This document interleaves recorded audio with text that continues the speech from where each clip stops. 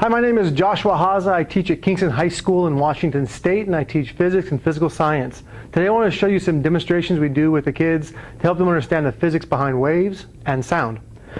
We start off like a lot of people do with a super slinky and have the kids out in the hallway making waves and experimenting with those waves. We do have a certain setup we use I wanted to show you, so let's go outside and take a look at it. Hi, so we're out in the hallway and here's the setup we use. Basically what we have here is a 4-meter long eye. In the middle there's 1-meter increments going across to measure wavelength and distances. And then here there's 20-centimeter increments that can measure amplitude. So what the kids will do is they'll stretch one of those super slinkies out across this, and then they can make waves and they can make measurements quickly and easily using this setup. This has allowed us to actually save some of our slinkies, because the kids have a tendency to get excited and try and stretch them to 8-9 meters before you see it, and they've ruined a couple slinkies. So this is, and it also allows kids to take lots of different measurements. We use this for 3 separate labs. The first one we do is the kids investigate how the wavelength, frequency, amplitude, and tension in the slinky affects the wave speed, and they can measure that all with the stuff that's out here on the floor. Then secondly, we have them just experiment with constructive and destructive interference and types of waves. And finally, we have them do a standing wave lab where they actually use these increments to measure things like wavelength, as well as measuring frequency by counting hand movements and timing them. So it's a great way to get lots of data really quickly. It takes about 3 to 4 minutes to set up one of these stations. So it's a little time consuming, but well worth it in terms of making things move quickly in the classroom.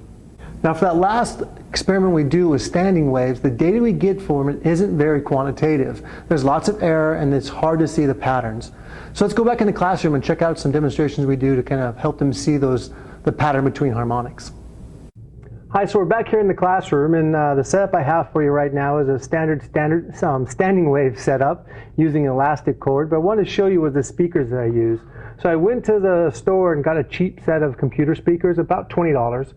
And I was able to there was 2 of these speakers that came out. I took a second speaker, cut it off, and then I pulled the wires and I connected them back to this little audio jack that I got at like a Radio Shack, so that I can plug in speakers into the speaker system and use this cheap speaker system as an amplifier to run all my audio experiments. So you can see what I've done is I've just connected this speaker. There's an elastic cord here between these 2 cables. Connected this speaker onto that cord using this wave post driver attachment you can get from Scientific suppliers online. I don't think Arbor Scientific sells it, but others do. And basically what you do is you glue that on, attach a cord to it, and you're ready to start shaking. What I've done is, to my speaker system, I've connected my iPhone, and I have an app called ToneGen Pro. I like this app. It costs a few dollars because it allows you to do a sweep function, which means I can change the frequency that's outputting to the speakers. I can change this by rolling my hand around this dial, and it's really easy to be precise with. I found that others that you have to use a slider, and it's really hard to be precise. So check it out, see what you think. So let's get this thing going and take a look at it. So again, we use this setup and we want kids to be really quantitative. We can gather really accurate data with this setup. You can see here at 15 hertz, there's not much going on the string. So all I'll do is just increase the frequency until I start seeing something happen.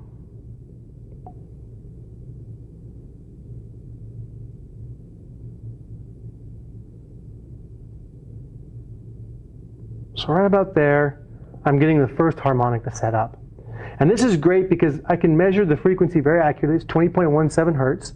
We'll record that on the board, and the kids will record it in their lab journals. And then we'll measure the wavelength using a meter stick.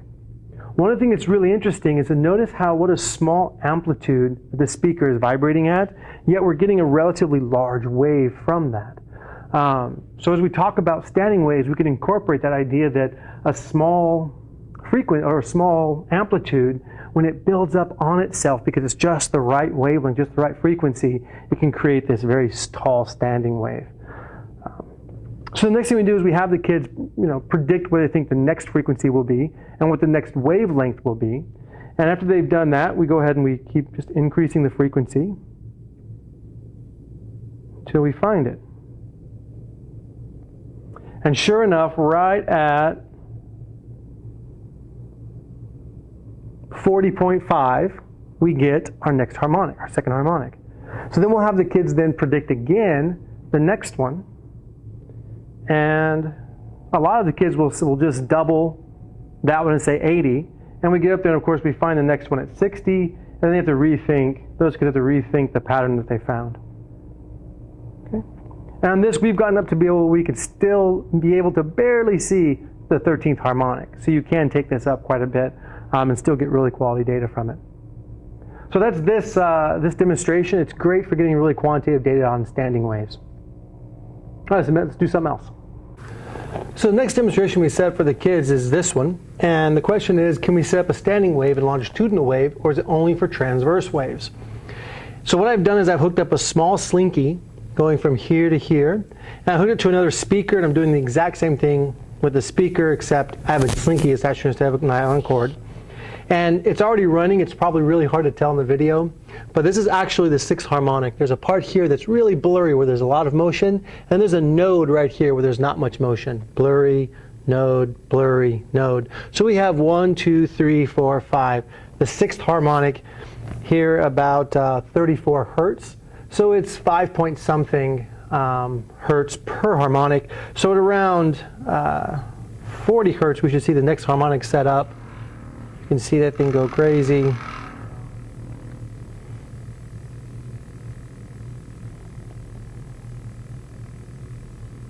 And then sure enough, we have 1, 2, 3, 4, 5, 6, 7 harmonics on this one.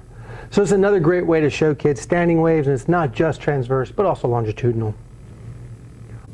So I'm back here, I'm down here in the corner.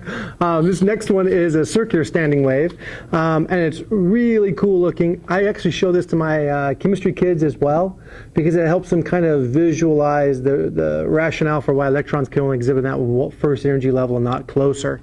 So let's take a look at how this one works. So right now we're about 50 hertz, and the first really good wave, standing wave, sets up at about 75. So let me get us up there.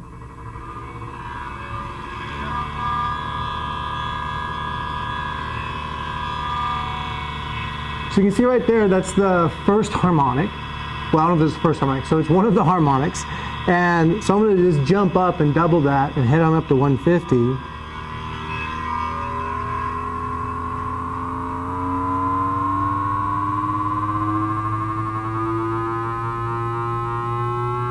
As you'll see,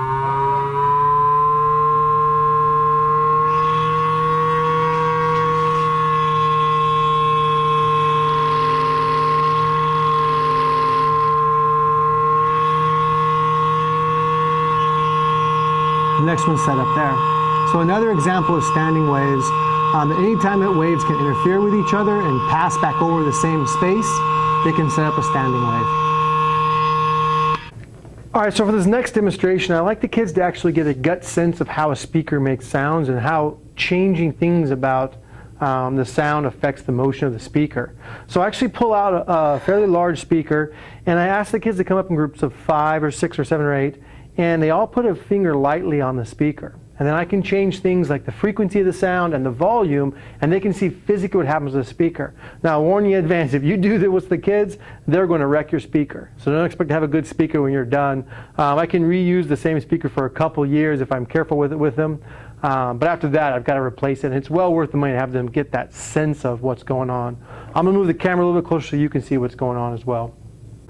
So you see my setup here. I'm using that same speakers that I talked about before, except there's the one thing I did is I put the subwoofer cables that went to the subwoofer speaker into another audio jack here so I can get a stronger low frequency signal here. And so all I do is I take it down. With this app, I can go down to 2 hertz, and I just pop it on at a really low. And the kids can physically see what the speaker's doing. It's literally pushing in and out, creating those sound waves. And then as I push it up, bring the frequency up, they feel it pushing faster and faster. And at this point, it's really actually gets painful to put much pressure on the speaker. And then at about 13 or 14 hertz, they can really feel that, oh, the thing is getting really a lot faster. The second thing I'll do is I'll change the volume. So I'll turn the volume down. And it's still hitting my hand really fast. It's just not going very far in and out. So as I talk with the group and as they talk and answer questions, they can get to the point that, hey, volume makes it go further in and out. That's what volume does. And frequency makes it go faster or slower. And they get that gut sense because they're actually touching it and feeling that speaker move. It's a really powerful experience for them. So next thing we want to do is we want to show you a lab that we do with the kids using the iPads. We're looking to have a set of iPads in the classroom, which are great data collection devices for all sorts of labs, but especially a lot of sound ones. So the question we're trying to get at is, how can the different instruments playing the same note sound so different from each other if really sound is only made by frequency and volume? How can that be? So here's an example. I used GarageBand on my iPhone. I created a little song that plays the same note for 3 different instruments. See if you can tell.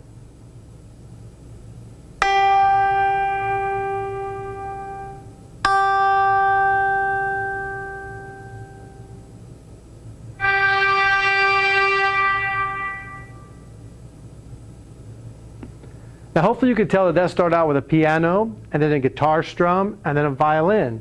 And all 3 of those are playing at the same frequency, but they're really easy to distinguish from each other. So to get them to understand that, we have to take a closer look at what sound is being produced when we mean sound. And to do that, we have an iPad app. Let me grab the lights real quick so you can see it. Now I'm using an Apple TV to be able to project the image from my iPad onto the screen in front of us. And what I'm going to use today, the one I use with the kids is called Spectro Pro. It's a really nice, it allows really easy data collection, but it won't project onto the screen. So I'll be using this other one, which isn't quite as nice, but it does the job. And what this does, it measures all the frequencies that show up, and it shows those frequencies. You can hear my voice speaks, that my voice actually made up of multiple different frequencies. And we can take a look. I have a tuning fork here that's marked at 320E.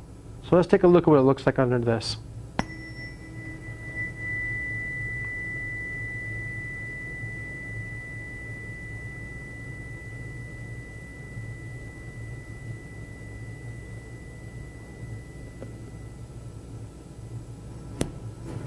Now we can see the tuning fork, this is 320 hertz, and it's its fundamental frequency, and that's what's marked on it.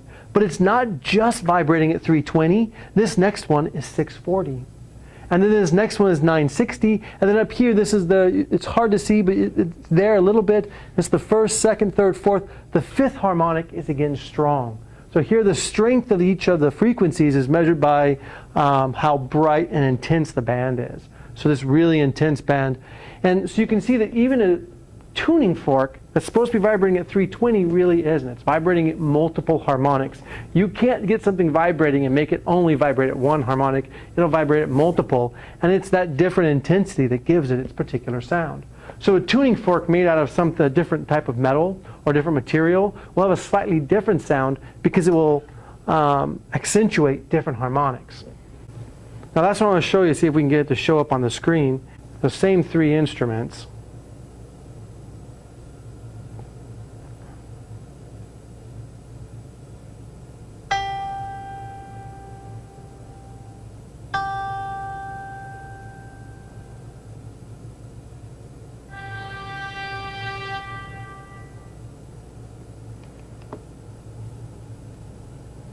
Now one of the neat things here is you can see that there is a slight difference between the piano and the guitar. And in fact, they sound very similar when you hear them, and their patterns of harmonics are very similar as well, although distinct, so you can tell them apart.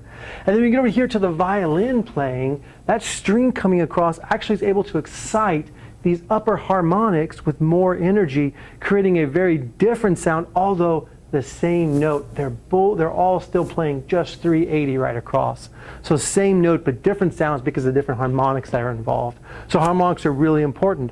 We'll also have the kids then work with another partner with a very different voice and try and match that fundamental harmonic in both their voices, and then analyze which one has the stronger upper and lower harmonics. And what we find is that deeper voices tend to have almost all their energy grouped up in the bottom harmonics, and a higher pitched voice will have more energy spread across higher harmonics, and that combination of all those frequencies is what gives us our unique sound.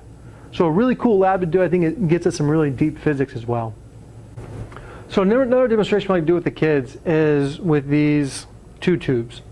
So this one plays a frequency of 441 hertz, and this one plays a frequency of 440 hertz.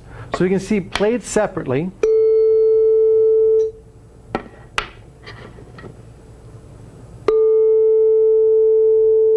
They sound identical. It's impossible to tell the difference between these for people. And the kids think they can, and I play them a few times and ask them which one's higher, and everyone starts getting it wrong really fast. So we have these two tubes here, and when we play them together, they're very close to the same frequency, but not quite. Listen to what it sounds like.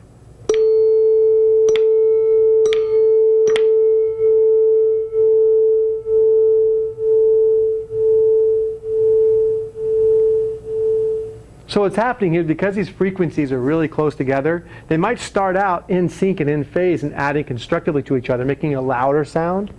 But then slowly over time, one is going to get out of phase with the other because one is vibrating slightly faster. And in a little bit, they'll actually be out of phase and destructively canceling each other out, and it'll go quiet. And then it'll get more and more in phase and get louder and louder and louder and quieter and quieter and quieter. Now this is easier to see with this app in 3D mode. You can actually see here how big the peak is and how loud it is. We can get it going. So you can see just one has this really nice one ridge. You can see the other harmonics as well behind. But this one nice solid first harmonic ridge, when we get them both playing together, watch what happens.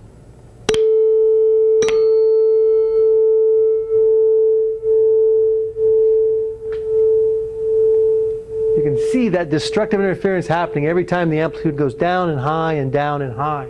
So we get this really fantastic example of interference and beats. All right, so the next thing I want to show you is the Ruben Tube. You may have seen it. You may have done it yourself. It's really simple to build. Let me run you through what it is. This metal pipe here in the middle is just a fence post. And the genius of the fence post is they're cheap, easy to drill, and 2-inch PVC fittings fit on there perfectly. So what I did is I went to the local hardware store, I grabbed the fence post, I went to the PVC aisle and I grabbed some fittings. I brought along my speaker. I got a nice little small speaker. And I just found one that I could attach to it, either with glue or I use screws, attach to the end and drill through this PVC and hold it on. So this is just a 2-inch sleeve. Over here is a 2-inch end cap. I cut a 1/2-inch hole in it with a drill, and then attached a fitting onto the end here so I could attach straight in to my gas source. Now in my other room I don't actually have gas, so I had to attach to a propane tank, just a little bit more work to do. But then I took in the top of the fence post, I drilled a 1/16 inch hole every 1/2 inch, leaving about 6 to 8 inches at either side so that I can keep the heat away from my speakers and the PVC as much as possible. But there's a 1/16 inch hole every 1/2 inch all the way across. That part is easy, but super tedious. And then what I did is I hooked up the speaker into my amplifier, my speaker set I had before, and I'm just going to run that same app I showed you on the iPhone on my iPad to change the frequency, and I'll also play some music for you, see what it looks like. My advice to you is lie to the kids when they see this thing first turn on and tell them it won't do music, that the music changes too fast to keep up with it. I'll show you what I mean by that.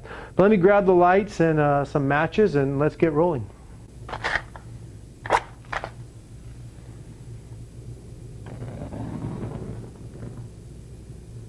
That's always fun to do. And what you're looking for here are small flames, not big flames. You gotta try to find a way to keep the drafts in the room. You can see even if I just wash my hand across it, it has a huge impact on the flames. You want nice, stable, little vertical, like birthday cake flames. All right. Then what I'm gonna do is I'm just gonna play a frequency into the speaker, and as that sound bounces back and forth, let's see what happens. We get a standing wave set up in there with sound waves. They can actually see that standing wave. And as we change the frequency, so I'll lower the frequency here. You see we get another standing wave. This is happening at 717 hertz, and we can actually count the harmonics here. And there's 1 here, 2, 3, 4, 5, 6, 7, 8, 9, to about the 10th harmonic here. And so it's happening about every 70 hertz. So if we drop this down another 70 hertz, we'll see the next one come in, sure enough, right there at 670 or so. So another harmonic. Now we can keep dropping this down.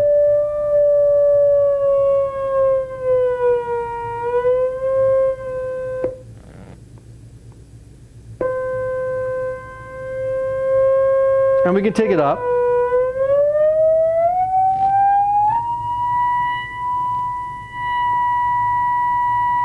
Now another thing you can do with this is you can actually measure the wavelengths, and you can measure the record the frequency and find the wave speed of the wave on the inside of it. We've also been working to figure out to map the inside pressure changes, but we haven't quite gotten all that done yet. If we do, I'll let you know. All right, so that's enough of pure tones. Let's take a look at some music on here. And again, I wouldn't tell the kids that would play music because they get really fixated on, oh, show the music, show the music. So I tell them it doesn't work until I get to this point. But you can actually, also, if I can keep the feedback down, you can use a microphone and you can speak into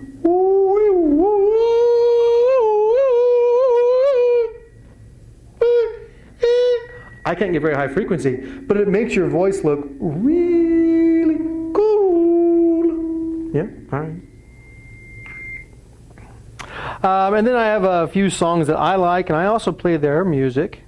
But their music is oftentimes just angry, and it's really hard to see anything. I tell them angry music makes angry flames. Here's what I like to lead off with.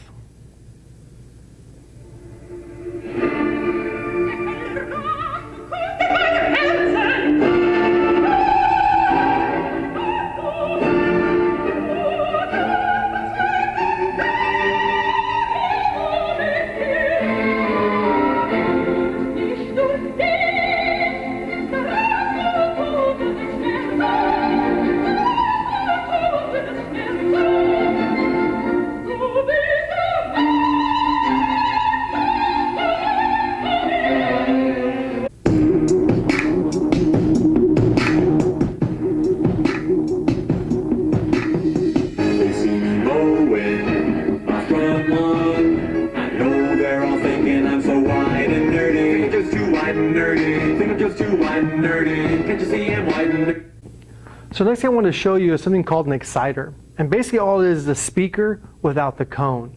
So let me show you up close what it looks like.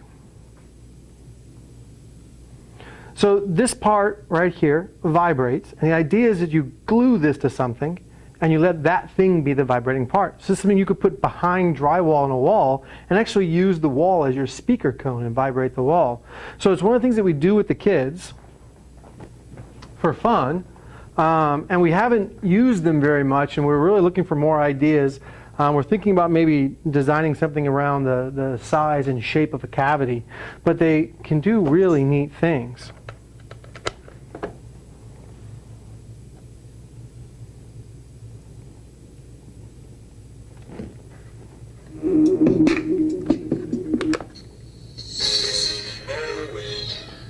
So you can see the sound's not so good from them because there's nothing really amplifying the sound. But as soon as I press them against a surface. Now one of the cool things you can do is put them against your head. And you can feel the vibrations in your sinus and your skull. It's actually pretty intense, but it works all over the place.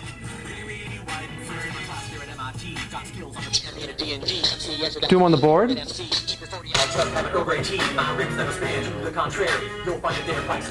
Now one of the things that's really good with is that you can pull some paper nice and taut.